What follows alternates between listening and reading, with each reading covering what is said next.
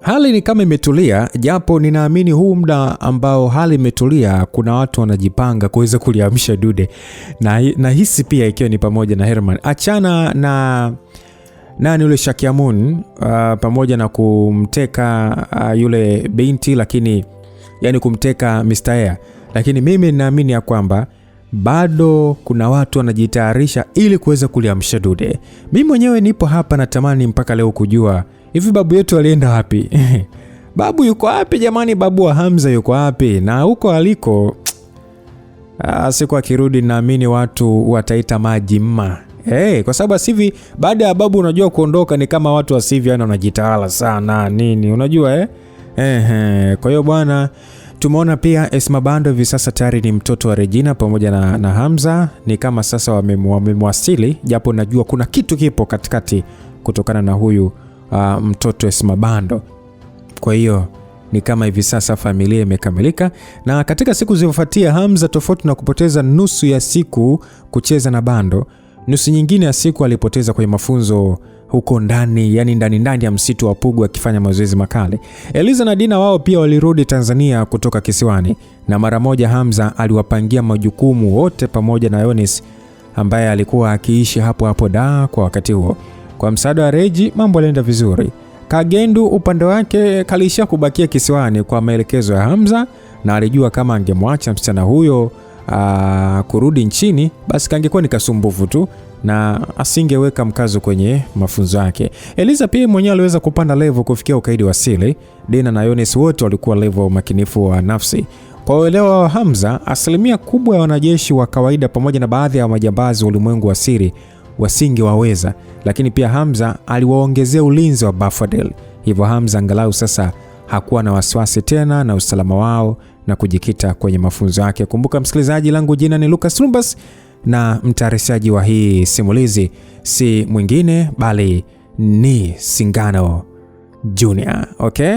Yes, Singano JR. Sasa bwana, mgawanyo wa majukumu alitoa Hamza ambao aliotoa Hamza ulikuwa ni mwepesi sana. Wakati Dina alipokuwa akishughulika na masuala yote ya ulimwengu wa siri ndani ya Tanzania, upande wa Liz yani Eliza, yeye alitumia uwezo wake wa elimu na uzoefu wa kibiashara kushughulikia masuala halali ili kuzima udhaifu aliokuwa nao Dina. Upande wa ndugu yenu Yones yeye bwana alikuwa ni kama mkufunzi kwa vijana wa Dina juu ya nini cha kufanya na kipi kisichotakiwa kufanyika. Mpango wa Hamza ulikuwa ni mwepesi sana. Yeye alitaka kuhakikisha kwamba katika ulimwengu wa giza, nguvu zile zilizoamka na kusumbua kwa kutaka kumiliki maeneo ya wenzao kinguvu zinaacha mara moja, na kila kitu kinarudi kama kilivyokuwa mwanzoni. Sasa katika kuhakikisha hilo, Hamza alimwambia Dina aunganishe nguvu na baadhi ya nguvu za siri, ikiwemo familia ya Mgweno, rais mstaafu wa zamani, familia ya Dr. Bridge na familia ya Rashid Bosnia, ambayo ilikuwa na nguvu kubwa zaidi ndani ya mkoa wa Tanga. Familia hizo baada ya kupokea wito huo ziliitikia kwa haraka. Afistoshe walifahamu fika kuwa kuungana na Dina ilimaanisha moja kwa moja kwamba wanakwenda kuwa na ukaribu na Hamza. Sasa kutokana na ukinzani mkubwa kutoka kwa nguvu mbalimbali za giza, watu wa muungano wa kikoo waligundua ni ngumu kutimiza malengo yao kwa kupoteza watu wao. Waliona ni heri tu kukubali kuachia baadhi ya maeneo ambayo waliyashikilia mwanzoni kinguvu. Hata hivyo, licha ya kushtukizwa na swala hilo la Hamza kuwashambulia, haikumaanisha kwamba wangekuwa hiari kukubali kirahisi kuachia rasilimali za nchi. Afistoshe kwa wazee hao wa koo za kale, kama mtu wa kawaida anataka kwenda nao kinyume, haina tofauti na kichaa kujaribu kumshinda mtu timamu busara. Hata kama watu hao walikuwa na sapoti ya mwamba wa silaha, bado tu huyo Hamza ni mtu mmoja na wao ni wengi. Mapema tu baada ya Hamza kuanzisha vita yake na wazee hao wa kale, Reji aliweza kupata ripoti kupitia kitengo chake juu ya wazee wa muungano wa kikoo wamekusanyika pamoja wakiwa na ajenda kuu ya namna ya kuweza kumshughulikia Hamza. Hamza alikuwa amelitarajia hilo jambo. Hivyo kabla ya kusubiri kumaliza kikao chao, alimtaka Reji kutoa agizo na kuwaonyesha na yeye ameshikilia kadi gani. Mwisho wa kikao, makubaliano yalikuwa ni pande zote kukaa chini na kujadiliana mwafaka wa swala hilo. Yaani upande wa muungano wa Kikoo na upande wa Hamza wote kukaa pamoja na kuzungumza. Katika tarehe iliyotajwa katikati ya mwezi kwenye kambi ya mafunzo ya kijeshi ya Morogoro ndio watatakiwa kukutana. Huku usalama wa kikao hicho ukizingatiwa kwamba eneo hilo la makutano litazingirwa pande zote kuhakikisha hakuna watu wa kawaida wanaosogelea. Ingawa ulinzi huo ulikuwa kwa ajili ya kuzuia watu kutokusogelea eneo hilo wakati wa kikao kikiwa kinaendelea, lakini viongozi wa juu wa serikali ya kiraia walikuwa na uelewa wa kitakachotokea na ndio waliobeba jukumu la kuhakikisha raia hawafikie eneo hilo. Ieleweke kwamba kikao hicho kilikuwa ni tofauti na kongamano la kikao ambalo ajenda yake kuu ni kupigania mshipa wa simba. Kwanza kabisa, chanzo cha vurugu za familia hizi za kale ni kwa sababu ya kujua fika kwamba hata kama wakipambana ndani ya kongamano la kikao ni ngumu kwao kushinda. Ndio maana wanapigania rasilimali nyingine.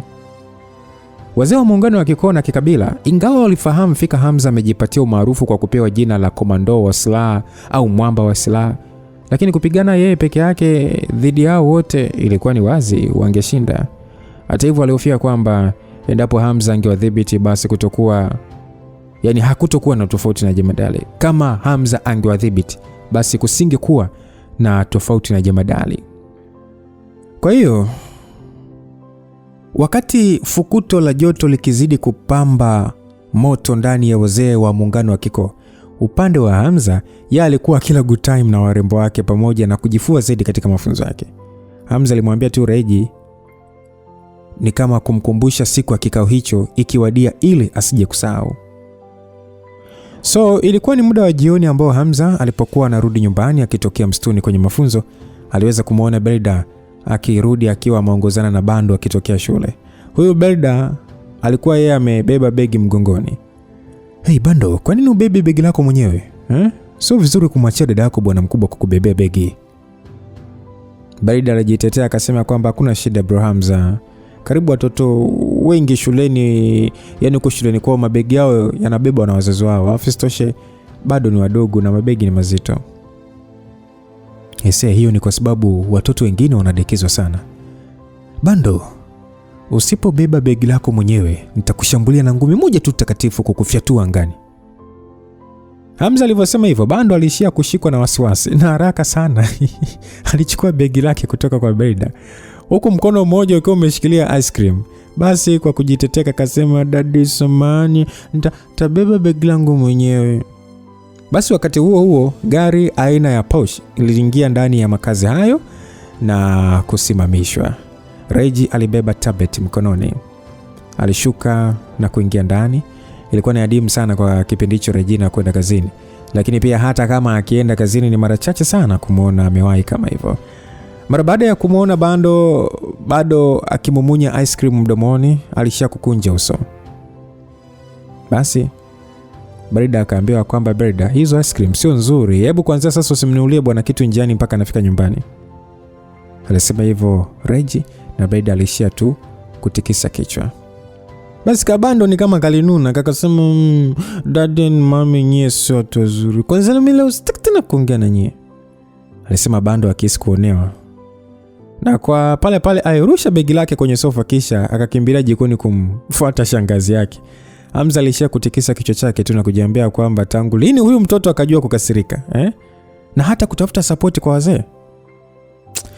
Huyu mtoto unajua tutakiwe kumlea kama mayai akiwa mtoto hivi. La sivyo atageuka kama hao watoto wengine wa matajiri walioharibika. "Wife, vipi unajisikiaje kurudi kazini kwa mara nyingine? Naona pia umerudi mapema leo." Regina pale alionyesha muonekano wa usirias usoni na kisha akasema kwamba, "Nimerudi kwa sababu kuna kitu nataka kukuambia. Hebu angalia hii." Wakati akiongea hivyo alimkabidhi Hamza kile kishikwambi alichokuwa ameshikilia mkononi. Hamza mara moja alifungua video ile. Mara baada ya kuangalia alijikuta macho yake yakimganda, yaani ni kama alipitiwa na ubarafu. Alichoweza kushuhudia Hamza ni eneo la nyika ambalo kundi kubwa la kondoo walionekana wakikimbia kwa kupaniki. Aliyefanya kondoo hao kukimbia hakuwa mtu wala mbwa mwitu, bali ni joka kubwa ambalo lilionekana kupaa. Gamba, imekuwaje akawa hivi? Kawaida anaelewa shughuli za kibinadamu na hatakiwi ghafla tu kuanza kuvamia mifugo ya binadamu na kutaka kuila. Hii video imenifikia muda si mrefu. Ile eneo ni la wafugaji mbali na makazi ya watu, hivyo ni wachache sana walioweza kuipata hii video. Kwa taarifa niliweza kuipata, ni kama vile Gamba amegeuka kichaa. Wafugaji wanasema kwamba alianza kuleta taharuki kila mahali alipoona mifugo. Sasa jeshi la wanyamapori limejaribu kuzingira ile eneo, lakini hofu yao ni Gamba kuhama kwenda eneo lingine. Aisee, hebu nitumie uelekeo wa hilo eneo haraka, nitaenda kuangalia kinachoendelea.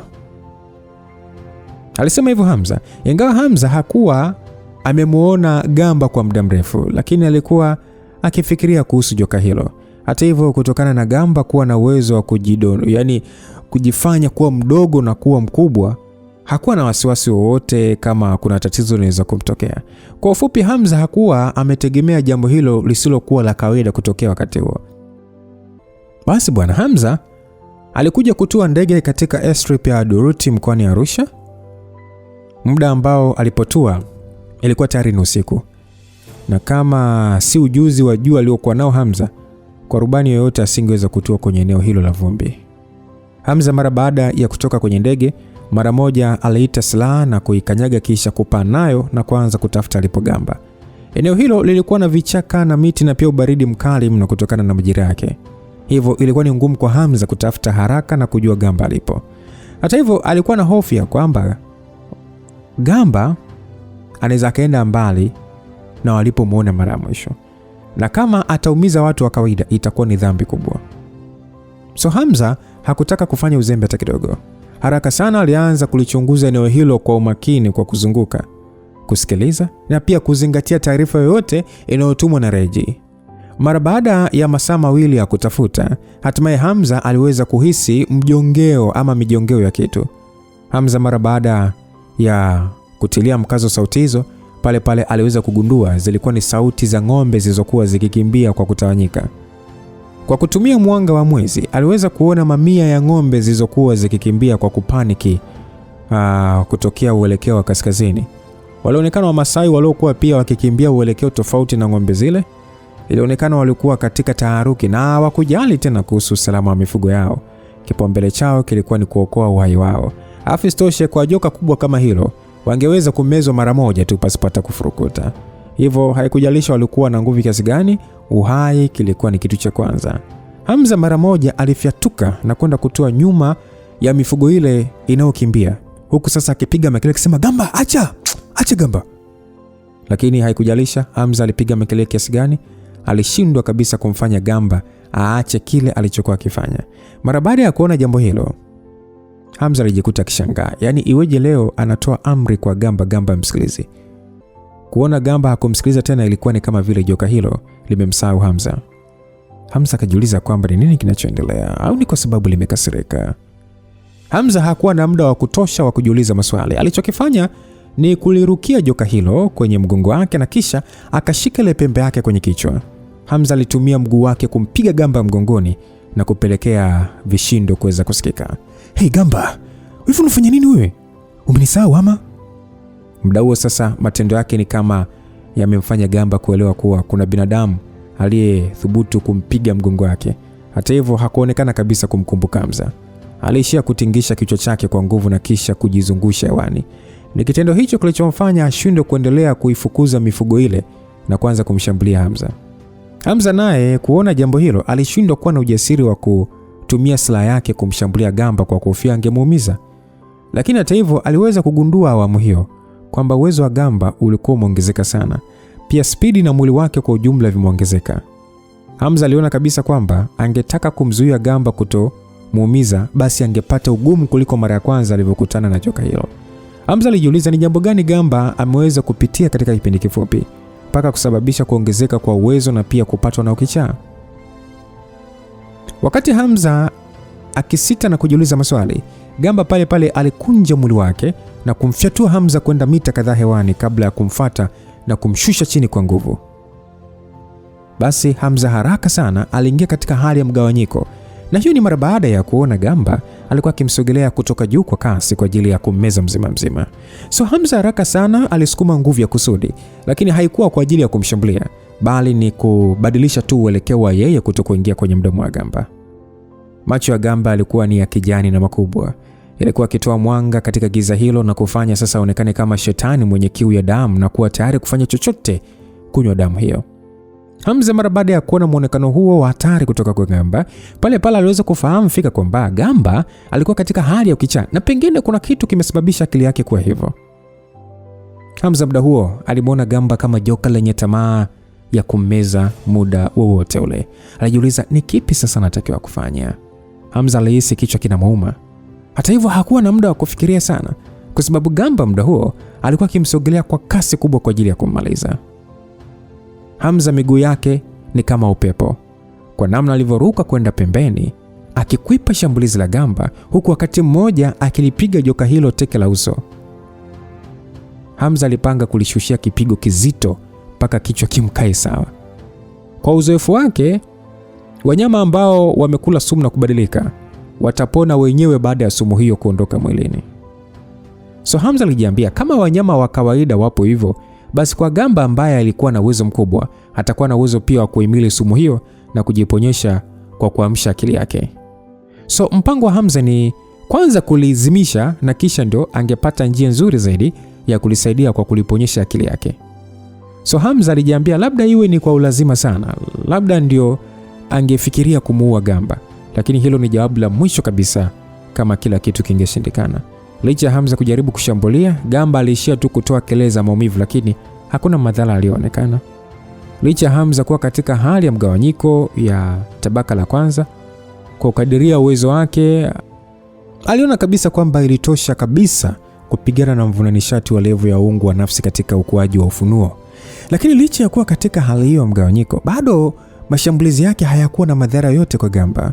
Hata hivyo Hamza hakuwa na haraka. Isitoshe, mashambulizi ya Gamba yaliongozwa na utashi wake wa kuwa mnyama. Hivyo yalikuwa si yale ya ufundi kiasi cha kumfanya Hamza asishinde kukwepa. Hamza alishia kukwepa mashambulizi ya joka huyo, huku mara kwa mara sasa akitafuta nafasi za yeye pia kushambulia pasipo kuleta madhara makubwa. Ghafla tu katika viuno vya milima, mwanaume na joka waliingia katika vita ya vuta ni kuvute. Mara baada ya kuzungushana kwa zaidi ya masaa matatu, Hamza alihisi kwamba ataendelea kupigana namna hiyo. Kwa namna Gamba anavyoonyesha ukinzani, basi hataweza kufanikisha alichopanga. Hamza aliona anatakiwa kuwa mkatili kiasi chake ili kuweza kushughulikia hali hiyo. Basi Hamza aliingia katika mgawanyiko wa pili. Misuli ya mwili wake ilionekana ni kama imepakwa hamira hivi kwa namna ilivyokuwa ikijitutumua. Kiini cha macho yake kilitoka kwenye asili yake ya weusi na kuwa cha unjano, huku sasa mvuke wa rangi ya dhahabu ukifunika mwili wake wote. Muda huo alionekana kama vile ni moto ambao ungeweza kuunguza chochote. Unajua, moja ya faida Hamza aliyopata katika mafunzo yake hivi karibuni ni kuwa na uimara mkubwa wakati akipitia hali za mgawanyiko. Sekunde kadhaa zilizopita, Gamba alimuona Hamza kama binadamu msumbufu, lakini sekunde nyingine mara baada ya kumwangalia binadamu huyo, macho yake yalionyesha kushindwa kabla hata ya kupigana. Mara baada ya Hamza kuingia katika mgawanyiko wa pili, nguvu zake za kupigana ziliongezeka katika pande zote. Yaani ni kama sasa uwezo wake aliokuwa nao katika mgawanyiko wa kwanza umejiongeza mara mbili yake. Kutokana na mabadiliko hayo, spidi yake ilimwezesha kujitokeza juu kabisa ya kichwa cha Gamba, kufumba na kufumbua tu. Mkono mmoja wa Hamza ulishika pembe ya joka hilo, huku sasa mwingine akishusha ngumi nzito kwenda chini, na kilichosikika ni kishindo kizito kama vile mawe yamegongana. Mfululizo wa migongano iliyoambatana na cheche iligonga na kusambaa katika bonde hilo la mlima. So Gamba mwenyewe kwanza alihisi kizunguzungu mara baada ya kupigwa ngumi hizo. Unajua ngumi zenyewe hizo zilikuwa ni nzito, kila ngumi moja ilitingisha mpaka ubongo wake. Ingawa haikuwa ngumi ya kuua kabisa, lakini tofauti na mwanzo, ngumi hizo zilikuwa na upenyo wa ndani sana. Ni muda huo joka hilo lilianza kuhisi maumivu. Kichwa kuwa katika hali ya kizunguzungu na kizito, na bila kupenda sasa lilijikuta likidondoka kutoka angani kwenda chini, huku ulimi wake mrefu ukimtoka nje pamoja na damu na kushindwa kuufunga kabisa na kupoteza fahamu. Hamza kujua ni ngumi nyingi kiasi gani alikuwa ameshambulia. lakini aligundua Gamba alikuwa akitokwa na povu zito mdomoni huku macho yake yakimwangalia. Hamza alijua Gamba alishapoteza fahamu, hivyo hakuendelea kushambulia, na haraka sana aliondoa hali yake ya mgawanyiko na kurudi chini. Hamza mara baada ya kukanyaga ardhi alishia kufuta jasho kwenye paji lake la uso. Joka mjinga sana wewe. Una umri mkubwa lakini ujue kipi ule kipi usile. Una sasa umenifanya nitumie mgawanyiko mara 2 tu kwa ajili ya kukushikisha adabu. What a stupid snake. Aliongea Hamza kwa kulani. Hata hivyo bado alikuwa na wasiwasi na hali ya Gamba. Tangu mwanzo wa mapigano mpaka alipomaliza hakutumia kabisa nguvu ya kusudi kubwa kwa kuhofia kuliumiza. Alafu isitoshe joka hilo la kiroho liliweza pia kuokoa uhai wake. Hivyo Hamza aliamini zaidi kiapo chao walichowekeana kwenye ule msitu wa Colombia. Hamza mara baada ya kuona giza limezidi kushamiri na hata mwezi kupotea, alishia kutuma ujumbe kwenda kwa Reji na kumwambia kwamba kwa muda hali iko shwari na atasubiri mpaka pale Gamba atakapoamka. Reji alishia kumwambia Hamza kwamba atatuma watu wake asubuhi kwenda kufanya tathmini ya hasara ambayo imesababishwa na Gamba na kuanza utaratibu wa kulipa fidia. So Hamza baada ya kukubaliana na mke wake aliamua kuwasha moto kando ya jiwe na kisha akatoa nyama zilizokaushwa kutoka kwenye mfuko wake wa kimiujiza pamoja na pombe na kuanza kula taratibu mpaka pale anga sasa lilivyopambwa na hali ya weupe na taratibu eneo hilo la msitu kuwa wazi. Hatimaye Gamba aliweza kuamka katika hali ya kudua. Naam, Gamba alishia kuficha vitenesi vyake vya macho vya kijani kwa kupepesa kwa mara kadhaa na hatimaye liliweza kuamka bwana. Ni pale pale liliweza kumwona Hamza aliyekuwa amelala kwenye majani mbali kidogo na alipo. Joka hilo kuu bado lilikuwa na hali ya kizunguzungu. Liliishia kutoa nje na kuchezesha ulimi wake kidogo na kisha likainua kichwa chake juu. Hamza alikuwa macho tangu linaamka, hivyo muda ule alishia tu kuinuka. Hey Gamba, umeamka? Vipi, bado unataka kunishambulia? Gamba alishia kutingisha kichwa chake kama vile bado halielewi kinachoendelea. Yaani ni kama vile lilikuwa likijiuliza, kwani lilikuwa hapo au kwa nini Hamza anamuuliza swali kama hilo? So Hamza pale pale aliangalia kwa kumchunguza Gamba kwa makini na ni kama aliweza kutambua jambo. Ni pale pale pia kwa Gamba alionekana kukumbuka na mara mwili wake mkubwa ulianza kujikunja kusasa macho yake yakiashiria mshangao, hofu na woga. Ni pale pale mwili wake ni kama unapukutika, kwani ni kitendo cha kufumba na kufumbua tayari liliweza kujidogosha kufikia saizi ya kidole gumba na mara moja lilipepesua mbawa zake na kwenda kutua kwenye bega la Hamza. Gamba alishia kutoa ulimi wake huku sasa akianza kumlamba Hamza shingoni. Yaani ni kama vile anamtongoza. Hamza aliweza kuona ishara ya Gamba kumchawia na kumbembeleza kwa wakati mmoja, na jambo hilo lilimfanya Hamza acheke tu. So Hamza aligundua Gamba alishaamka kutoka kwenye uchizi wake na sasa linafanya vitendo vya kuomba kusamehewa. Hey, bwana, inatosha sasa bwana. Kwa sababu ulinichokoza nitakusamehe. Lakini siku nyingine ikitokea nitatumia silaha yangu kuchuna ngozi yako nitengenezee gwanda. Alisema hivyo Hamza akitoa kicheko cha uovu. Gamba alishia kutetemeka huku sasa akipepesua mbawa zake. Alionekana kuogopa kwa kuficha kichwa chake. Hebu sema nini kilichotokea? Alafu na kwa nini ulishindwa kunitambua na kuanza kushambulia mifugo ya binadamu? Hamza aliuliza, lakini kwa sababu halikuwa na uwezo wa kuongea, lilijipandisha hewani na kisha pale pale mwili wake ulianza kuongezeka kwa kasi. Na ilikuwa ni kana kwamba nilinamtaka Hamza apande mgongoni mwake. Hamza alijua moja kwa moja joka hilo linataka kumpeleka kuona kitu. Hivyo mara moja aliruka na kutua juu yake. Gamba aliinuka na Hamza kwenda juu angani zaidi. Kutokana sasa na kuongezeka kwake nguvu, lilikuwa na spidi mno kukimbia kuliko mwanzo. Mara baada ya dakika 4 au 5 hivi, Gamba alishia kuingia ndani ya kiwingu kizito cha kilele cha mlima kilichofunikwa na barafu. Kwa kawaida hakuna nyoka ama kiumbe cha kawaida kinaweza kufika katika eneo hilo. Isitoshe mazingira yake yalikuwa ni baridi sana. Lakini kwa Gamba alikuwa tayari na nishati mwilini mwake. Hivyo baridi haikuwa na athari kubwa kwake. Hivyo ingawa kulikuwa hadi na theluji, bado lilisogelea eneo hilo na kupita kwenda upande wa pili wa mporomoko. Hamza alijikuta akiwa katika hali ya ajabu hivi na kujiuliza imekuwaje gamba akasafiri na kuja eneo kama hilo. Kawaida hata kama gamba hakuogopa baridi, asingeweza kufika eneo hilo kwa ajili ya kutafuta chakula. Vinginevyo labda tu kulikuwa kuna kitu cha upekee. Hamza alishindwa kujizuia kukumbuka siku ile namna gamba alivyogundua lile pango kule chini Colombia, mpaka kuingia ndani na kuona uyoga wa hai. Jambo hilo sasa likamfanya Hamza kupata shauku ya kutaka kujua ni wapi gamba anampeleka. Mara baada ya kupita kilele kile cha mlima na kushuka chini zaidi, hatimaye Hamza akiwa juu aliweza kuona eneo ambalo lilijaa mchanga mweusi pasipo miti yoyote. Katika eneo hilo kulikuwa na viashiria vya purukushani kutokea hapo. Ukiachana na mawe na mchanga, kulikuwa na kifusi cha mzoga wa mnyama mkubwa mno. Mara baada ya gamba kusogelea zaidi karibu na eneo lile, Hamza alizidi kushangaa. Hamza aliishia kuruka kutoka kwenye mgongo wa gamba na kwenda kutua chini kando ya mzoga ule. Mara baada ya kufanya uchunguzi wa karibu, aliweza kugundua ulikuwa ni mzoga wa chura, wale wa sumu wale.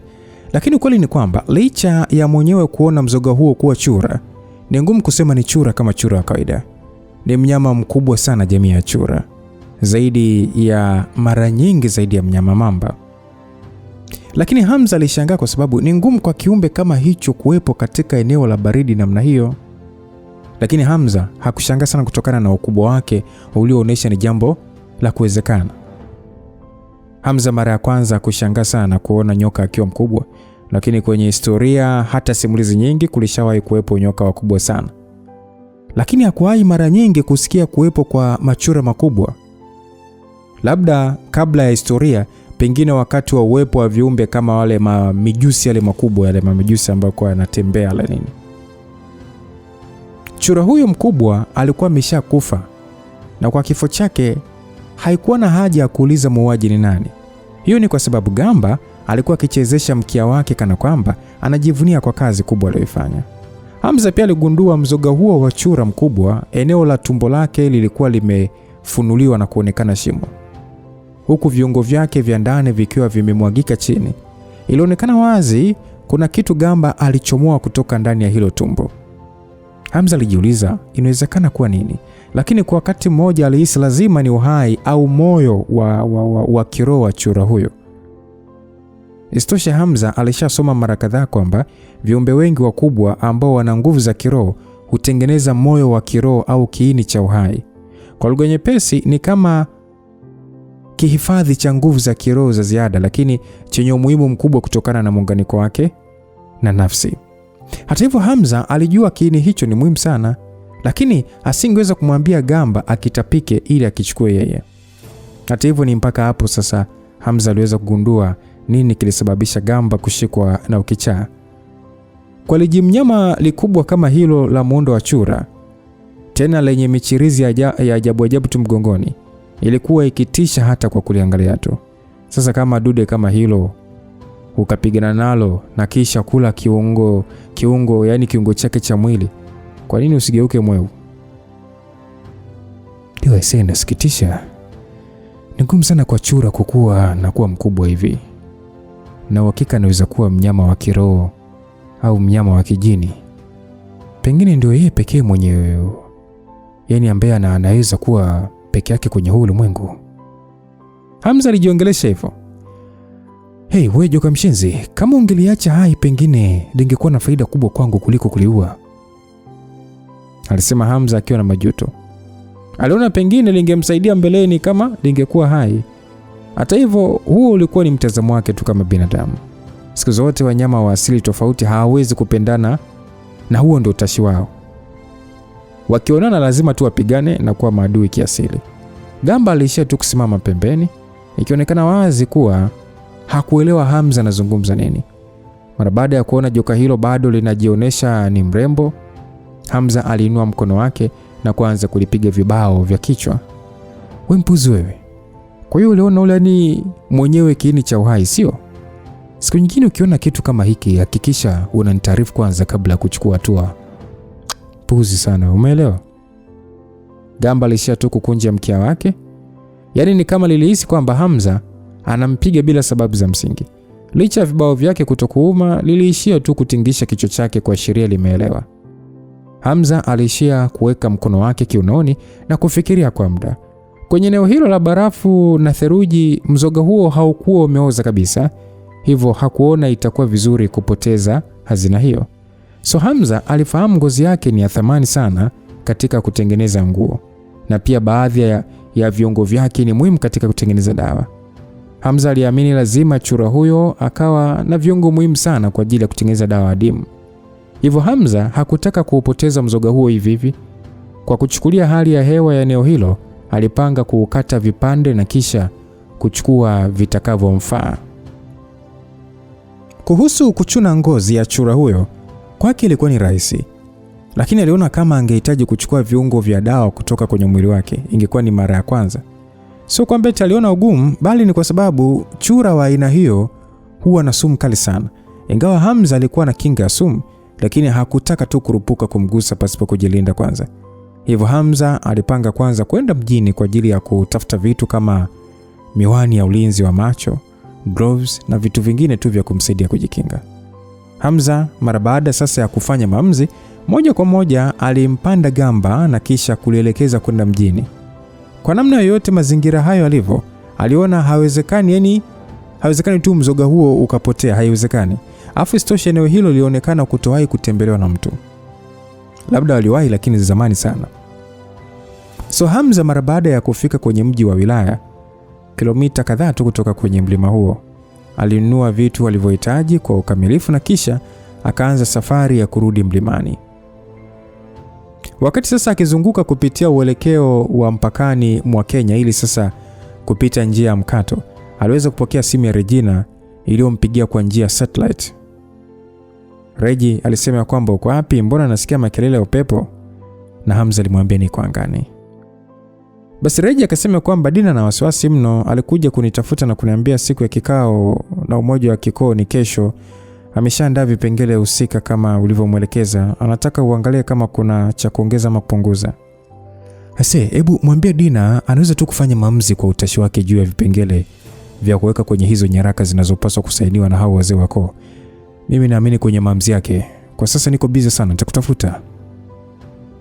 Baada ya Hamza kusema hivyo, Regi kwa sauti ya kuchoka akasema kwamba nini? Kwa hiyo inamaanisha haurudi?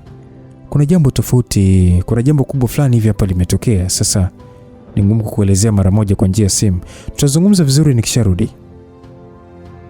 Hamza alisema hivyo na kisha akakata simu. Muda huo akili ya Hamza ilikuwa juu ya hazina iliyobebwa na chura. Hivyo masuala ya kikao cha kikoo hakuwa na muda navyo kabisa. Sasa siku iliyofuata mkoani Morogoro, katika moja ya kambi za jeshi za mafunzo ya vifaa vya kivita, ndio mahali ambapo hasa kikao cha umoja wa kikoo na Hamza kiliandaliwa kufanyika. Siku hii eneo lote la jeshi zaidi ya kilomita 5 za mzingo lilikuwa limezingirwa na wanajeshi waliokuwa na silaha, wakiimarisha ulinzi kuhakikisha kwamba hakuna raia wa kawaida anayekatiza. Sasa katika kikao hicho, yoyote ambaye atakuwa na kauli ya mwisho ndiye ataweza kudhibiti nguvu zote za ulimwengu wa siri ndani ya mipaka ya Tanzania. Hivyo swala hili halikuwa ni kwa ajili ya watu wa ulimwengu wa giza pekee, bali liangaliwa kwa ukaribu na jeshi. Afistoshe duniani kote, haijalishi nchi ina ulinzi mkubwa kiasi gani, haijalishi nchi ina nguvu kiasi gani, lakini siku zote hawawezi kuizima nguvu ya ulimwengu wa siri. Na matokeo yake viongozi wa kiserikali lazima tu watafute namna ya kuweza kubalance mambo. Hata hivyo, kwa siku hii jeshi lote lilikuwa upande wa Hamza, na ndio maana kulitumwa wanajeshi wengi kuzingira. Ilikuwa ni kuonyesha kwamba wao kama jeshi la raia wa kawaida wanamsapoti Hamza wa ulimwengu wa siri. Hata hivyo, wazee wa koo za kale hawakujali sana kuhusu hilo. Kwenye macho yao, jeshi la kiraia halina tofauti na watu wa kawaida. Katika eneo la mashindano kulikuwa na meza nyingi zilizofunikwa na vitambaa vyekundu na viti vilivyopangwa kwa kutengeneza mduara na kuacha nafasi kubwa katikati. Sasa kila koo iliyokuwa chini ya muungano iliweza kutuma wawakilishi wao ambao ndio wazee wenyewe sasa wakale. Kuhusu wazee wengine wa koo, wale wa kawaida waliishia tu kuangalia jambo hilo kwa pembeni tu. Sasa kufikia kwenye time ya saa 4 hivi asubuhi, hatimaye kikao hicho kilianza. hakukuwa na muda kupoteza. Kulikuwa na viti zaidi ya 100 katika jukwaa la juu vilivyokaliwa. Kulikuwa na wazee wa kale, wanawake na wanaume. Haikujalisha kati hao walioonekana vijana wazee, lakini bado walishikilia cheo cha wazee wa kale. Chini ya jukwaa katika uwanja huo kulikuwa na maelfu ya wanachama wa kifamilia ambao walikuwepo hapo kwa ajili ya kutoa support kwa wale wazee wao wa kale. Sasa kutokana na muda huo Hamza hajatokea, wazee hao wa kale waliendelea kuongea wao kwa furaha kubwa sana. Na mzee mmoja akasema kwamba huyu Hamza huyu anajiona amekuwa kama babu yake Simba Mkongwe. Hivi kwa nini kijana mdogo kama yeye peke yake tu kuthubutu kushindana na wazee wote wa koo za kale? Mzee mwingine akasema, unajua ni kijana mdogo tu ambaye anajiona na uwezo wa juu na kuvimba kichwa bwana. Wakati Simba Mkongwe mwenyewe anakuwa maarufu wakati ule tayari alishakuwa na nguvu za kutosheleza tu. Kuna mzee mwingine akasema kwamba mimi nataka kuona tu, ingawa watu wamempatia majina ya umaarufu sijui mwamba wa silaha au komando wa silaha, lakini kwangu bado ni mtoto tu mwenye nongo ya shingo. Vinginevyo atawezaje sasa kufikiria kama anatuzuia sisi wazee wa kale kuungana? Basi mzee mmoja akasema kwamba huyu ni mjinga tu mmoja ambaye anahisi anaweza kupambana na maelfu ya watu wa muungano wetu wa kikoo. Wanadhani atawezaje yeye peke yake kushughulikia sisi wote? Hapo hata ukiachilia mbali makundi ya kimafia yaliyopo ndani ya nchi hii, anawezaje bwana? Mzee mwingine akasema nadhani anahisi uwezo anao kwa sababu alimuua Mkale Zinga na kuua wazee wote wa ukoo wa Wahindi. Lakini alichoshindwa kuelewa ni kwamba Zinga alikurupuka. Isitoshe sisi tumeungana. Mzee mmoja akajibu, kweli kabisa, kama tukiendelea kuungana kama hivi, kwa nini hawezi kutuzidi bana? Basi mzee mwingine akasema kwamba wazee wenzangu, mimi nimesikia huyo mtoto kaweka mahawala zake kutawala makundi yote ya kimafia hapa nchini, lakini sio hivyo tu, anataka pia kutumia hao wanawake kutuzuia na sisi. Hivi anathubutu vipi huyu kututukana kiasi hiki? Mzee mwingine akasema, ngoja akishafika hapa tutamshambulia kwa pamoja bwana. Na tutahakikisha tunamtia aibu mbele ya wanawake wake. Tutamfahamisha kitendo chake cha kujiona yeye ndio Simba Mkongwe ndio ndoto ya mchana. Kuna mzee mmoja akacheka akasema, uko sahihi bwana, tutamwamsha kwenye ndoto yake ya mchana. Kwa hiyo msikilizaji, maneno hayo yalikuwa ni yakitokea kwa wazee wa kale wa familia zote ambazo ziliungana kwa ajili ya kushindana na Hamza.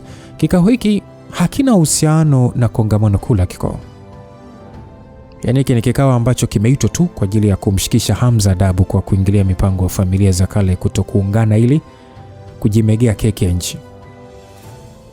Ni muda huo wakati sasa maongezi yakiendelea, mwanaume mrefu na mwenye mwili uliojengeka kimazoezi alionekana akiingia ndani ya eneo hilo akiwa ameambatana na mwanamke mrembo mwembamba asiye na nyashi. Lakini pia kulikuwepo na mwanaume mwingine aliyeonekana mtanashati. Watu hao wote walitembea mpaka kwenye jukwaa na kuchukua viti vitatu vilivyokuwa wazi. Muda wote wazee wa kale waliokuwa hapo walishia kusimama na kuwakaribisha. Watu hao ndio walikuwa viongozi wakuu wa muungano wa kikoo ndani ya Tanzania bara. Wa kwanza ni Mkale Bihu, kulikuwa pia kuna Mkale Mbezi na Mkale Ziwa. Wazee hao wote walikuwa ni sehemu ya umoja wa wazee wa kale ambao walitambuliwa enzi za kale na jemadari. Na waliwakilisha familia tofauti ambazo enzi hizo hazikuwa na nguvu kubwa, yani familia ambazo hazikuwa falme wala za kichifu. Vijana wa eneo hilo sura zao zililipuka na msisimko wa hali ya juu. Walishindwa kujizuia kuja kuona namna ambavyo komando wa silaha atakwenda kufa kwenye mikono ya wazee wa muungano wa kikoo. Sasa Mkale Bihu alishia kusalimiana na wazee wenzake wa kale kwa pole. Upande wa familia, yani upande wa Mkale Mbezi, alishia tu kutingisha kichwa chake pasipo kuongea neno. Basi Mkale Ziwa kwa kuchukia akasema kwamba mbona kuna watu wengi sana hapa? Si kikao ni cha wazee wa kale tu, kwa nini sasa hawa watoto pia wameshiriki? Mkale Bihu akacheka akasema hiki ni kikao cha kwanza cha ushirika wa kikoo. Kwa ni fursa hii kwetu bwana kudhihirisha nguvu tulizonazo. Tutawafanya hawa watoto kuona nguvu zetu na kuwafanya wao wakuje na kujiamini. Mkale Mbezi akasema kikao kimeanza tayari, kwa nini sasa simuoni huyo mtukutu Hamza hapa? Basi Mkaleziwa kwa kejeli akasema, huyu anasifika kwa kuitwa komando la silaha bana, hivyo lazima achelewe kidogo ili kujitapa. Si unajua tena hata tukiumwa matumbo hatuna budi kumsubiri. Kwa vyovyote vile tukishamshikisha tu adabu, mimi naamini atatuita tu bibi na babu kwa adabu zote. Basi baada ya Mkaleziwa kusema hivyo, Mkalembezi akasema ya kwamba hiyo kweli kabisa, ingawa huyu mtoto anaonekana kuwa na nguvu, lakini bado najiuliza ujasiri anatoa wapi kiasi cha kuanzisha uadui na wazee wengi wa kale namna hii. Tunatakiwa kupigana naye bwana, ili kumuonyeshia gap lililopo kati yake na sisi wazee wa kale. Msikilizaji, ni muda huo wakati hayo yakiendelea, mara Mkalebihu alionekana kusinyaza macho yake, na kisha pale akasema ya kwamba hatimaye mtukutu mzungumzia amekwisha kufika. Basi kila mtu aligeuza uso wake, na pale waliweza kuona magari kadhaa yakisogea kuingia katika eneo hilo la kambi. Gari zote zilikuwa na namba za jeshi. Ilikuwa wazi kuwa mtu aliyefika hapo alikuwa amepewa heshima kubwa mno na jeshi. Kati ya magari hayo, gari moja refu na jeusi liliingia ndani ya eneo hilo, kisha likasogea taratibu hadi kusimama juu ya zulia jekundu.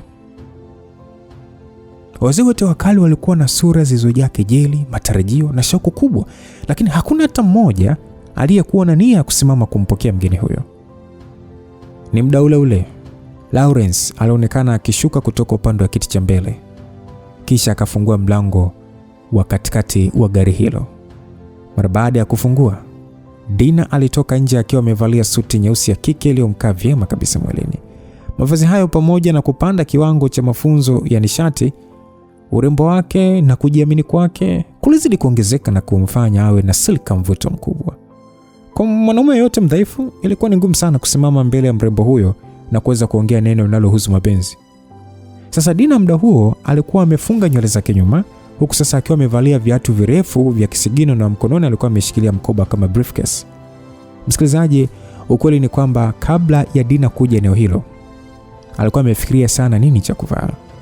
Lakini mwisho siku ndicho alichochagua, kwa sababu aliona kwa namna yote ile hakuwa na nguvu za kutosha za kushindana na wazee hao wa kale. Hivyo pengine angeweza kuongea nao kama mtaalamu pekee. Mara baada ya kushuka chini na kujiweka sawa, aligeuka na kuangalia uelekeo wa gari. Baada ya kusita kidogo, pale alinyosha mkono wake na kusema kwamba, Gamba, njoo hapa. Ni pale nyoka mdogo aliyekuwa amejikalisha kivivu kwenye kiti aliruka kutoka ndani ya gari na kwenda kutua kwenye mkono wa Dina, kisha kujifunga kwenye mkono huo. Katika macho ya Gamba kulikuwa na hali ya uvivu mno na kuboreka. Nyoka huyo alionekana kutokupenda eneo hilo, pengine kwa kutokuona chochote cha kumsisimua. Kama sio Hamza kumwambia amsindikize Dina kwenda kushiriki kikao hicho, Gamba asingekubali kuja. Gamba angegoma Gamba angegoma. Mara baada ya kuona Gamba sasa anaweza kutii maneno yake, angalau Dina alitoa pumzi ya weni. Na pale akiwa na Gamba aliyejiviringisha mwilini mwake, alitembea kusogelea jukwaa lile kwa kupita juu ya zulia jekundu. Basi akauliza kwamba Dina sasa akaulizwa ya kwamba nini kinaendelea, huyo mwamba wa silaha Hamza yuko wapi?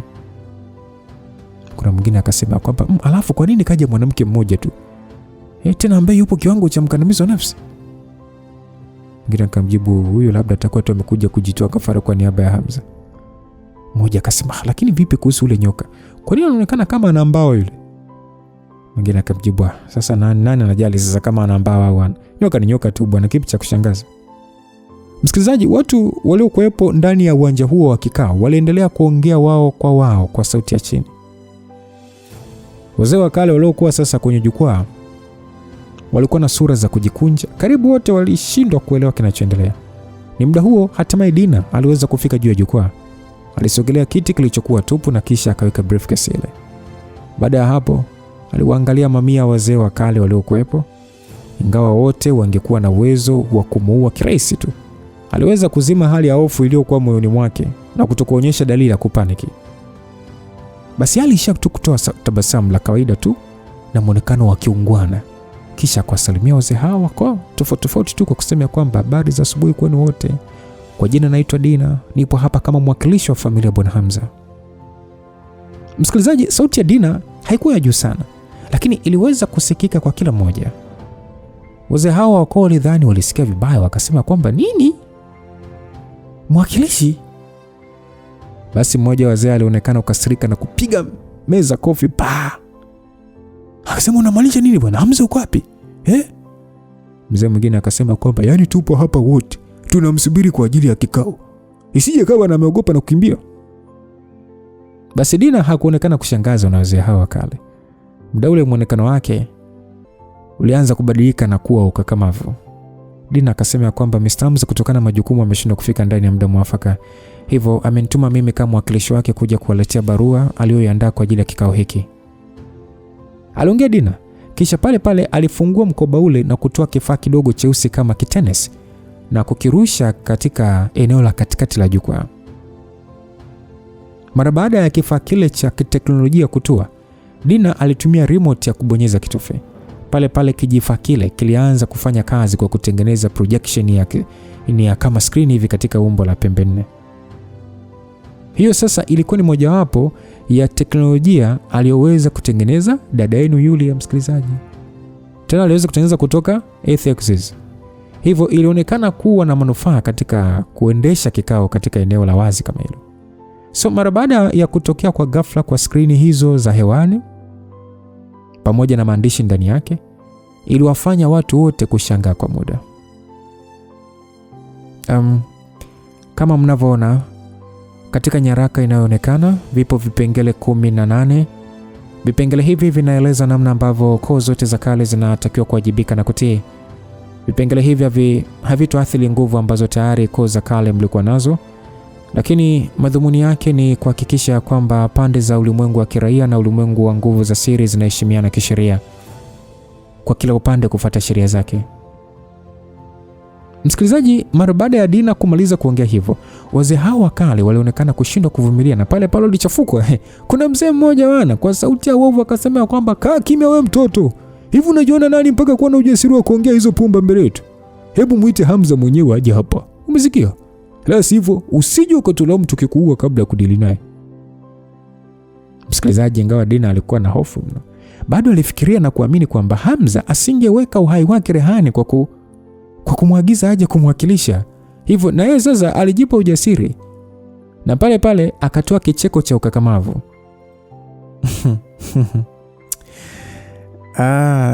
Nilichotumwa kuwakilisha nimeshakileta kwenu. Maneno mengi bila uthubutu hayana maana, aliongea Dina. Mzee yule licha ya kuwa na hasira sana, alishindwa kuthubutu kufanya chochote. Hata kufanya shambulizi alishindwa. Kumbukeni mdogo na mwamba Gamba. Gamba kwanza sijui kwa nini alikuwa hataki kuja. Ni sijui labda alidharau ama aliogopa, lakini kumbukeni kuna mwamba Gamba mwenyewe hapo. So muda huo ni kama hali ya hewa iliingia katika ukimya. Wazee wote waliwageuzia macho wazee wa kale wa familia ya Waniloti na familia nyingine. Sasa muda huo Bibi Ziwa alikuwa na hasira kiasi kwamba uso wake ulikuwa ni kama vile umefunikwa na kiwingu cheusi. Aliishia kusimama huku sasa akicheka kwa hasira. Bibi Ziwa akasema kwamba hakika wewe ni msichana jasiri mno. Hebu niambie, kwa hiyo Hamza akakutuma na huyu nyoka wako mdogo kwa ajili ya kutudhalilisha? Anadhani kwa sababu anaitwa mwamba wa silaha ndio kwamba wote tutamwogopa?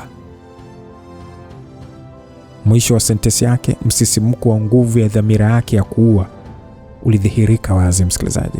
Mkalebihu na Mkalembezi waliokuwa sasa pembeni, wote pia walikuwa na sura nzito. Kuona kwamba Hamza alimtuma Dina kumwakilisha lilikuwa ni tusi zito mno kwao. Dina alishia kukunja ngumi na kuiachia kwa namna kujituliza. Kisha baada ya kuvuta pumzi, kwa tabasamu kabisa akasema kwamba jamani wazee, mimi nadhani ni kama mmetafsiri vibaya tu. Yaani mimi kuja kwangu hapa sio kwamba eti bwana Hamza anataka kuwadhalilisha, hapana. Ni wazi kwamba tokea mwanzo hakusema kwa uhakika kwamba angeshiriki yeye binafsi. Basi wazee wote wakali walibungaa. Wakasema nini? Dina akasema si ndio? Hakuna mahala ambapo tulisema Hamza atashiriki kwenye kikao hiki. Isitoshe mimi ndo niliyekuwa nikiandaa kila kitu. Anaongea hivyo Dina. Msikilizaji, kwanza kulikuwa kuna ukimya wa muda mrefu. Watu wote wa koo walikuwa katika hali ya hamaki. Mara baada sasa kufikiria kwa umakini, waliona ilikuwa ni kweli. Hamza hakuongea chochote kama angetokea katika kikao hicho. Hata hivyo walifikiria tangu mwanzo, kwa sababu ya umuhimu wa swala hilo, kivipi Hamza akosekane? Yaani kivipi? Basi Dina akasema ya kwamba kwa mtazamo wa Mr. Hamza, kikao hiki ni kwa ajili ya kujadiliana kuhusu hivi vipengele tulivyokwisha kuandaa, ili labda kama kuna kipengele hamkubaliana nacho, yani hamjakubaliana nacho, tujadiliane na kukibadilisha. Lakini kama hakuna, basi mababu wako tofauti, mimi nitaomba tu mtie saini zenu kwa kutumia alama za mikono yenu. Kama kila mtu atasaini na kukubali na kisha kutii vipengele hivi, basi hakutakuwa na tatizo. Na pia kutokuwepo kwake ama kuwepo kwake hakuwezi kuathiri matokeo ya kikao hiki. Ukweli ni kwamba Mr. Hamza ni kwamba tu yani sio kwamba eti amefanya makusudi kutokuhudhuria, hapana, ni kwa sababu tu yuko busy na mambo mengine. Msikilizaji, maneno hayo yaliwafanya wazee hao kung'ata meno yao, huku sasa wakihisi kama vile vichwa vyao vinakwenda kupasuka kwa moto. Wazee hao walijiuliza kwa hadhi zao, kama Hamza hajafika, wao kwa nini wamefika? Kama Hamza hajafika, wao kwa nini wamefika? Dina kasema kwamba Hamza hakuwa na mpango wa kuwadhalilisha, ni kwa sababu tu yuko busy. Kwa nini? Kauli yake ni kama vile Hamza anaona hata kuwadhalilisha ni hawastahili. Wazee hao walishindwa kukubali kabisa. Kauli ya Dina walitafsiri ni kama tusi zito mno, na kwa baadhi zao ilikuwa ni ngumu sana kukubali kupokea tusi la namna hiyo mbele ya vitukuu na vilembwekeze. Mrembo Ziwa alishia kuinamisha kichwa chake chini huku akicheka tu, akicheka kwa kutingisha kichwa. Mrembo Ziwa akasema kwamba huyu mtoto hivi, kwanza mimi sielewi jamani, huku kujiamini anatoa wapi? Kwani inamaanisha wazee wenzangu hivi? Naomba kwanza kuuliza wazee wenzangu, mpo tayari kukubali huu ujinga? Msikilizaji, kuongea vile tu alikwisha achia shambulizi la nishati lililoenda moja kwa moja kupasua na kusambaratisha kifaa kile cha teknolojia. Sema imetosha sasa. Msenzi sana huyo mtoto. Akafia huko. Mtoto mdogo kajaa ujinga tu. Hivi anatukasirishaje sisi wazee wa kale? Msikilizaji, kila mzee wa kale alikuwa amejaa povu. Kila mzee kisukari kilikuwa kimepanda. Wote waliongea maneno ya kulaani. Asa upande wa Dina alikuwa kimya sana. Alishia tu kutoa kijipira kingine cheusi kutoka kwenye mkoba ule. Alijua lazima kungekuwa na ya kutokea, ndio maana alikuja na vifaa hivyo vingi tu. Asa Dina akasema kwamba mkale wa kabila la Weniloti, Bibi Ziwa, sio ingawa umeharibu kifaa cha kwanza, ila nimekuja navyo vingi, alisema Dina. Na kisha akaendelea kwa kusema kwamba kuhusu vipengele hivi vya masharti ni juu yenu tu kukubali au kukataa. Kama mtakubali, basi tutapeana mkono wa kuagana, ila kama mtakataa, mtaendelea kubaki hapa. Basi Ziwa akasema kwamba wewe msichana, unasema kwamba nikikataa nitabaki hapa. Kama ni hivyo basi nataka kubaki hapa ili baada ya kukata kichwa chako nimsubiri huyo Hamza aje. Dina kusikia maneno hayo bado tu hakuonekana kuhofia.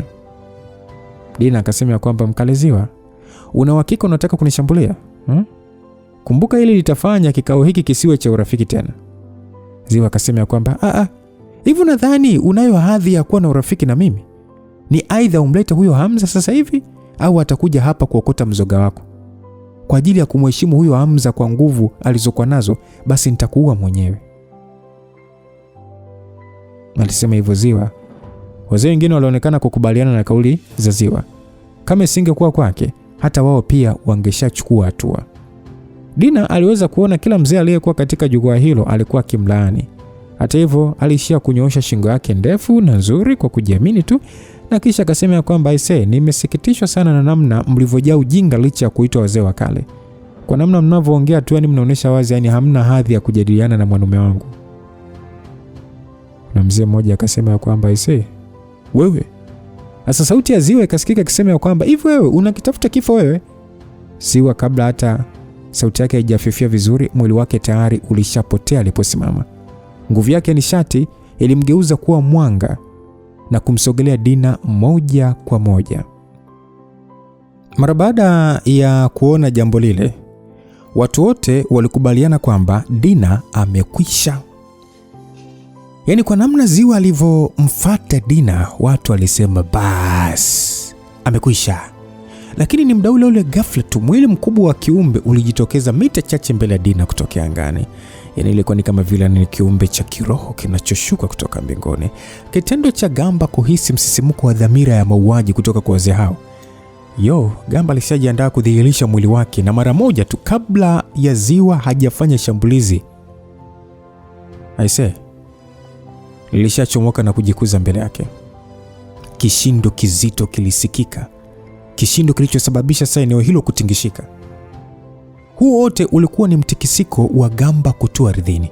Sasa ni pale pale Gamba alipanua mdomo wake na kuchomoa ulimi wake uliokuwa kama tawi la mti na kumsogelea Ziwa kwa spidi zote. Ziwa kwanza alikuwa amekwisha hisi mkandamizo mkubwa sana wa hewa, mkandamizo uliofanya kuishia katika kutokumsogelea Dina. Sasa hiyo yani ni kama ndio ilikuwa ndio ponea yake ya kutokuingia kwenye mdomo wa Gamba. Hata hivyo, kuona kiumbe hicho kilichokuwa kama picha ya simulizi ya majoka mbalimbali katika historia, alijikuta tu akishikwa na hofu kubwa mno. Akajiuliza, huyu ni mnyama gani? Kwa hiyo watu wengine minong'ono pia huko mingine iliendelea. Maelfu ya wanakoa waliokuwa hapo walikuwa na hofu. Wakaanza kusema, kwani mbona ile joka kubwa sana bwana lenye pembe? Isije kawa ndio majoka ya kiroho ambayo yalisemekana anaweza kugeuka kuwa mzalabari bwana. Kuna mwingine akasema kwamba lakini kivipi nyoka akawa na mbawa, au ni dragon huyu? Akasema mimi sijawahi kuhisi kwenye ulimwengu huu kunaweza kukawa na mnyama wa aina hii. Huyu si alikuwa ni nyoka mdogo tu huyu. Sasa amewezaje kujigeuza kwa haraka na kuwa mkubwa hivi? Hapana bwana, huu ndio mwili wake halisi bwana. Inaonekana lina nguvu za kiroho. Ndio maana inaweza kuficha umbo lake. Msikilizaji, maelfu ya wanakoo waliokuwa hapo walikuwa na hofu kiasi cha kutawanyika mbali. Walishangazwa mno na umbo la joka hilo kubwa mbele yao. Sasa muda huo wazee wote wa kale walihisi kuwa katika hali ya kiwewe na mshtuko mkubwa ndio ndio wanavyojihisi, yani kwamba wao wapo katika situation.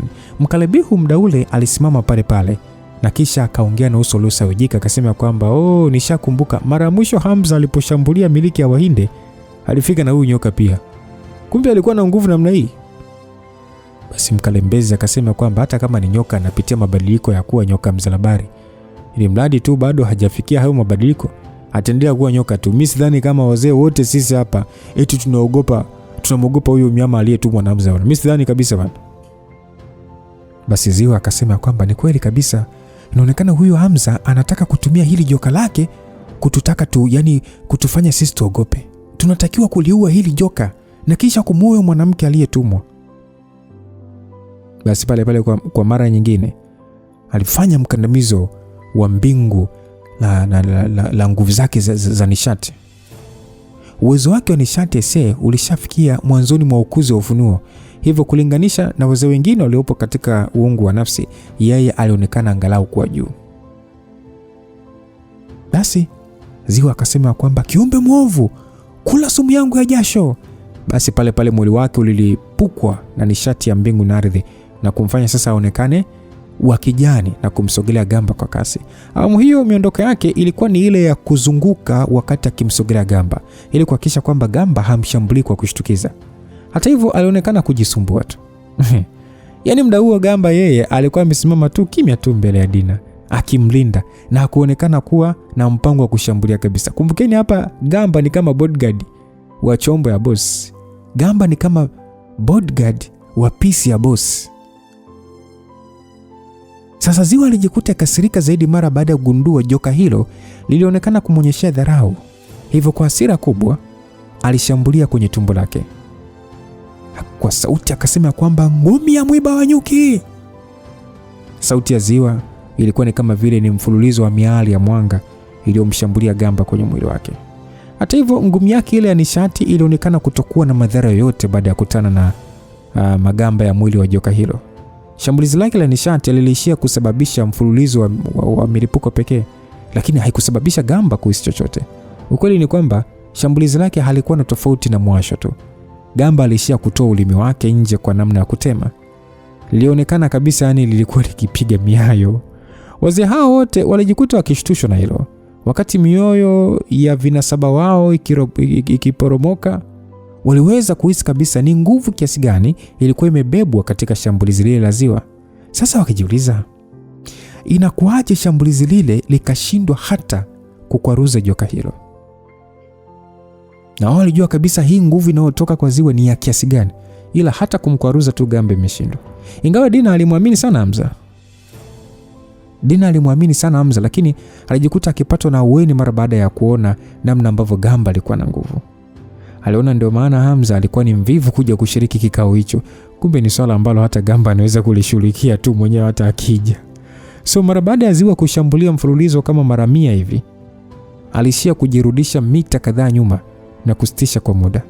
Hata hivyo hakuonekana kukata tamaa, na badala yake alisonya tu na kusema ya kwamba we kiumbe mwovu, hata kama una ngozi pana na ngumu na uogopi sumu ya jasho langu, lakini unadhani ufunuo wangu nilionao ni mwepesi kiasi hicho?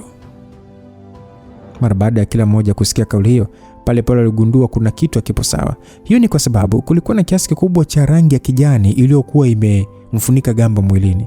Ilikuwa ni kama vile kulikuwa na nyuki wa kijani waliokuwa wamejikusanya juu ya mwili wa gamba.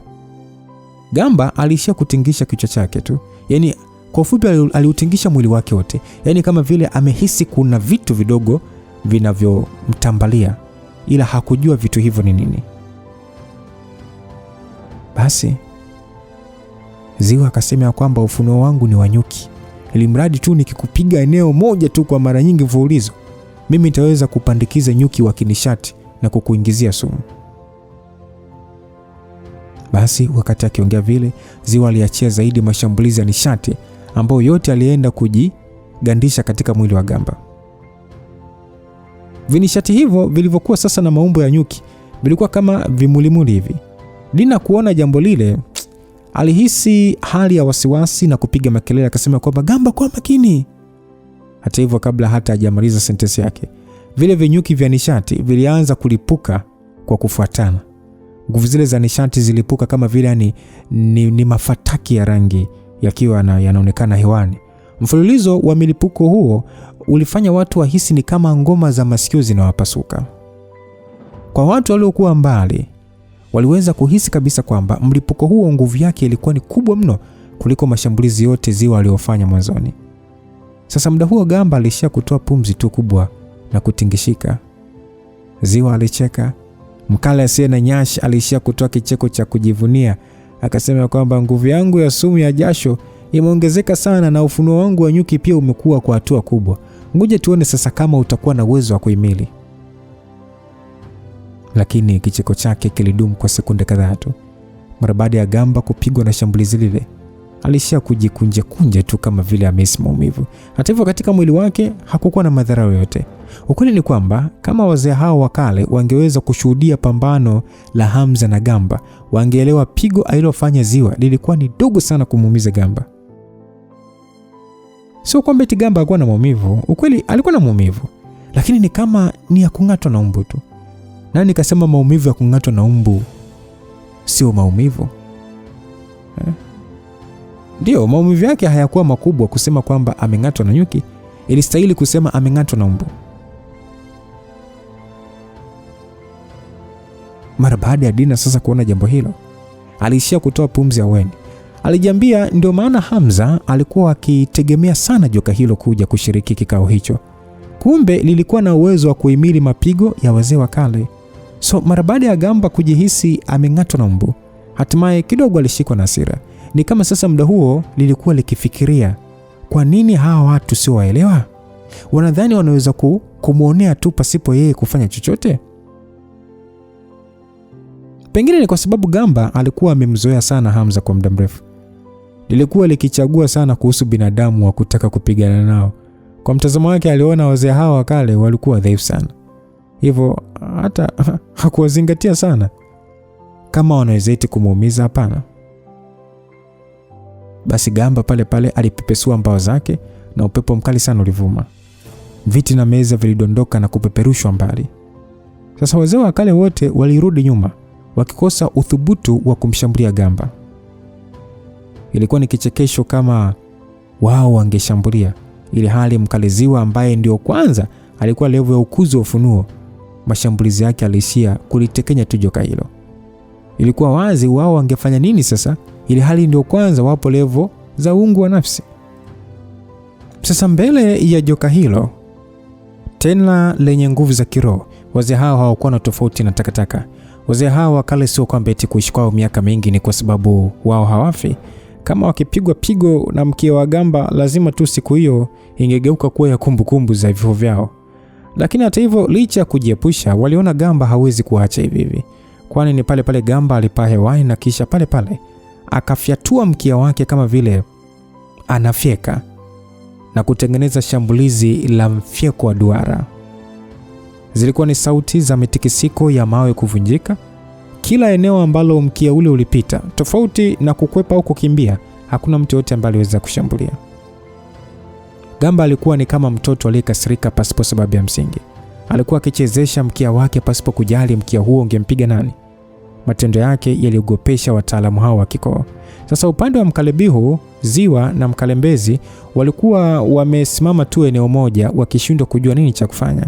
Waliona kama sumu yao na mashambulizi yao ya nishati hayawezi kujipenyeza kwenye mwili wa gamba, basi ni bure hata kama wakishambulia. Swala muhimu ni je, walikuwa tayari kuunganisha nguvu zao kwa ajili ya kupigana na mnyama huyo ambaye ametumwa hapo na Hamza? Tena waunganishe na kumshinda huyo mnyama? Muda huo gamba ni kama vile anacheza mieleka, kwani pale pale alijiachia kivivu kutoka angani na kudondokea wajukuu wa mababu waliokuwa hapo kuangalia. Baadhi ya vijana hao wadogo waliweza kukimbia, lakini baadhi yao hawakuwa na wepesi na walishia tu kudondokewa na mwili wa gamba na kugeuzwa mbatata. Mara baada ya gamba kuwapiga mieleka vitukuu na vilembwekeze vya mababu, pale pale kwa wepesi mkubwa alichezesha mwili wake na kuchomoa ulimi, yaani kuwalenga wazee wa kale waliokuwa mbele yake. Wazee wengine wa kale, baadhi yao walipandisha uwezo wao wa nishati kukimbia, huku wengine wakijaribu kushambulia.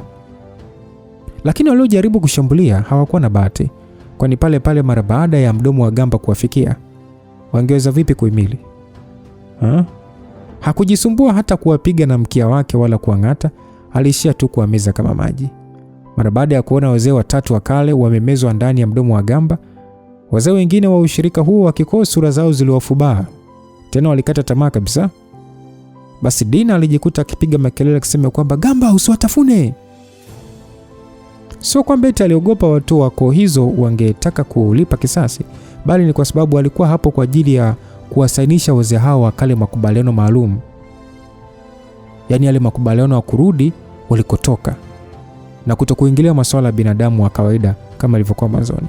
Hivyo kama wazee hao wa kale yaani ni labda wakatafunwa wote, maana yake nguvu ya wazee wa koo ndani ya ulimwengu wa siri ingeshuka sana. Gamba mwenyewe hakutaka kula nyama hizo za kizee, aliishia kupanua mdomo wake tu na kisha kuwatema wazee wote wakiwa na mate mengi mwili mzima, huku sasa wakitetemeka mno wakishindwa kuamini wamepona. Hali ya eneo hilo iligeuka kuwa ya ukimya kabisa. Sura za majigambo zilizokuwa sasa zimewajaa wazee hao wa ushirika wa kikoo mwanzoni zilikuwa zimebadilika kuwa za taharuki.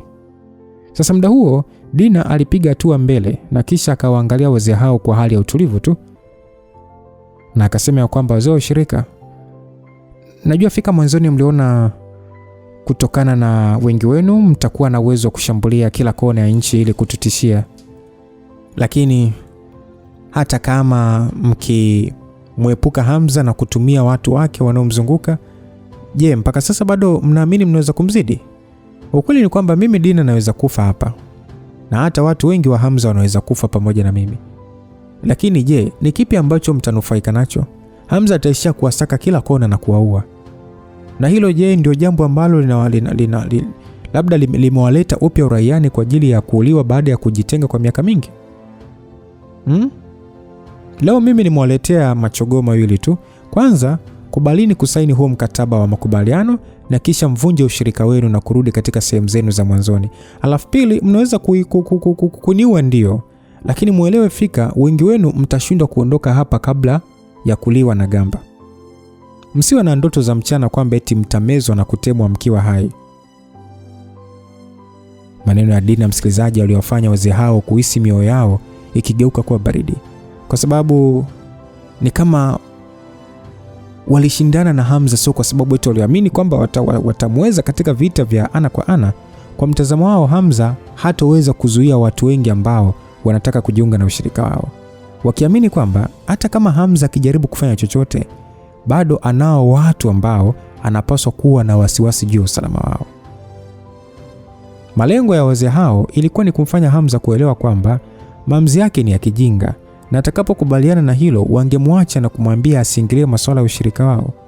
Lakini bahati mbaya, Hamza alionekana kabisa kudharau hata kikao chao walichoitisha, na hakuchukulia muungano wao kwa uzito wote, hasa kwa kutuma mwanamke mmoja, tena mchepuko wake na mnyama, kwa ajili tu ya kushughulikia hilo. Swala kubwa ni kwamba walishindwa kabisa kupingana na maneno ya Dina. Muda huo ni kweli kwamba hawakuwa na uwezo wa kushughulikia joka hilo. Ni kweli kwamba labda wanaweza kumkwepa joka huyo na kumuua Dina, lakini walijua watazidi kupata hasara kubwa zaidi ya kushambuliwa na joka hilo. So wazee hao wa ushirika wa kikoo hawakutegemea kama Hamza angekuwa mgumu namna hiyo. Yaani hata hakuja mwenyewe na nguvu zake zilionekana kuwapa pressure namna hiyo. Ilionyesha kama angekuepo mwenyewe ndio ingekuwa ni hatari zaidi, kwa sababu waliokuja kwake ni kama yani si kitu, ni anawamudu. Sasa kama hawa wanaomudiwa wametembeza show ya kibabe, akija mwenyewe. Kwa muda huo walikuwa na chaguo moja tu, ni aidha kuwa mbolea au kukubali kusaini mkataba na kisha kuachana na umoja wao wa kishirika. Sasa kama kwa shambulizi moja tu joka hilo liliweza kuameza Mkalebihu, Mbezi na Ziwa, wao ni nani wasiweze kuuliwa? Muda huo ni kama wazee hao walianza kujifikiria upya. Ni kama walikuwa wakijiuliza, hivi kwanza ukubwa wao walitoa wapi awali? Kutaka kushindana na mtu ambaye ameua familia nzima ya Wahinde. Asa Mkalebihu akasema kwamba ni wazi tulikuwa tumemchukulia tu kawaida sana mtoto bwana. Hakika anastahili kuitwa mjukuu wa jemadari, anaopiga mwingi sana, alisema Bihu, huku sasa akitingisha kichwa chake kwa tabasamu la uchungu. Sasa muda huo Ziwa alikuwa na hasira kiasi kwamba uso wake ulianza kuwa mweupe. Hata hivyo, licha ya kwamba yeye alikuwa mkali wa familia wa Nilote, asingeweza tu kusababisha familia nzima matatizo kwa ajili ya hasira zake. So mpaka hapo Hamza alishaonyesha kwamba yeye yupo tayari kupigana kufa.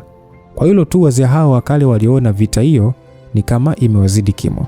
So mara baada ya Dina kuona hali ya wazee hao wakale, alihisi kunyong'onyea na kushindwa kujua chochote.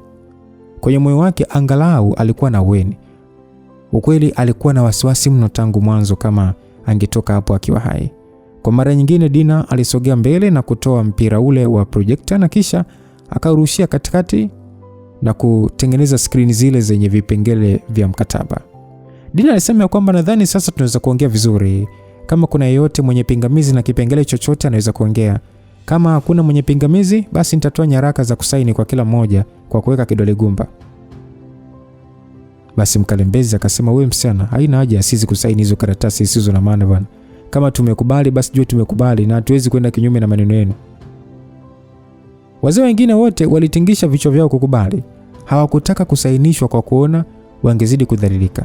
Kwao kuacha alama zao za vidole ni kama ushahidi kwamba ni kama walidhalilika sana. Basi Dina akasema kwamba kwenu nyewe mababu mnaweza msichukulie swala hili kwa uzito, lakini sisi kwa kizazi cha sasa huu ndio utaratibu wetu. Mnatakiwa kutii, msio na wasiwasi. Ili mradi tu baada ya hapa hakutakuwa na tatizo upande wenu, basi hakuna atakayefahamu kama mlisaini mkataba. Basi mmoja wazee wa kale akasema kwamba wewe msichana, hebu acha basi kwenda mbali. Mmoja wazee alizungumza hivyo akimnyoshia Dina kidole. Lakini muda ule kabla hata ya Dina kuongea chochote, Gamba hakulembesha. Yaani unamnyoshia kidole pisi ya boss. We, pale alifyatua mkia wake wenye mita kadhaa na kufagia. Nguvu iliyosambazwa na mkia huo ilikuwa ni kama vile wanaangukiwa na mlima. Wazee hao hakuna aliyethubutu kutaka kugongwa na mkia huo na kuishia kujitahidi kukwepa. Dina akasema kwamba mababu, tofauti na kuuliwa na Gamba, bado tu hamtaki kusaini. Basi wazee hao wakale kila mmoja alikuwa na ile sura ya Hakuna namna ya kutoweka dole la kudhalilika hapo bwana. Maji yashazidi unga. Basi Biu ndiye aliyekuwa wa kwanza kuchovya dole kwenye wino na kulibandika juu ya karatasi. Vitukuu na wajukuu waliishia kuangalia mababu zao kwa masikitiko makubwa namna walivyopangishwa foleni na mwanamke mrembo kwa ajili tu ya kuweka dole kwenye karatasi. Wengi waliokuwa na akili mbovu walianza kulipa kichwa cha habari tukio hilo, kwamba wazee wa kale wasainishwa mkataba na mchepuko Hamza. Wengine kwenye akili zao wakawaza, mababu zetu watia saini ya dole la makubaliano. Ukiwaangalia vijana hao na baba zao, sura zao zilikuwa zikiongea kwa vichwa vya habari vya uandishi. Ni kama walifahamu fika swala hilo likishatoka uraiani, basi umaarufu wa Hamza ungezidi kupaa. Wakati mwanamke wake akiwapanga foleni wazee wa kale kutia saini ya dole, Hamza yeye hakuwa na habari kabisa. Kwanza alijua kwa kumwambia Gamba kurudi Dar na kuongozana na Dina kwenda kwenye kikao hicho ilitosheleza kabisa. Hamza yeye alikuwa na uhakika kwa uwezo wa Gamba anaweza kabisa kushughulikia wazee hao kadhaa wa kale. Hata kama wakimzidi nguvu, bado atakuwa na uwezo wa kumtorosha Dina akiwa salama. So tokea alivyoachana na Gamba, aliweza kukata viungo alivyotaka kutoka kwenye mwili wa chura yule mkubwa, pamoja na kuchuna ngozi yake yote na kisha kuhifadhi kwenye mfuko wake wa kimiujiza.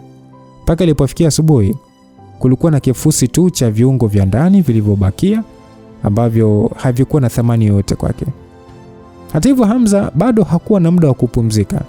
Wakati akiwa busy na chura huyo mkubwa, pale ni kama wazo lingine lilimuingia akilini ambalo hakuwa amelifikiria mwanzoni. Alijiuliza kivipi chura mkubwa kama huyo akatokea katika eneo hilo, chura ambaye pengine ni huyu tu dunia nzima. Hamza tangu mwanzoni umakini wake ulikuwa kwenye kumtafuta Gamba, ila hakuwa amefikiria kabisa mazingira ya eneo hilo.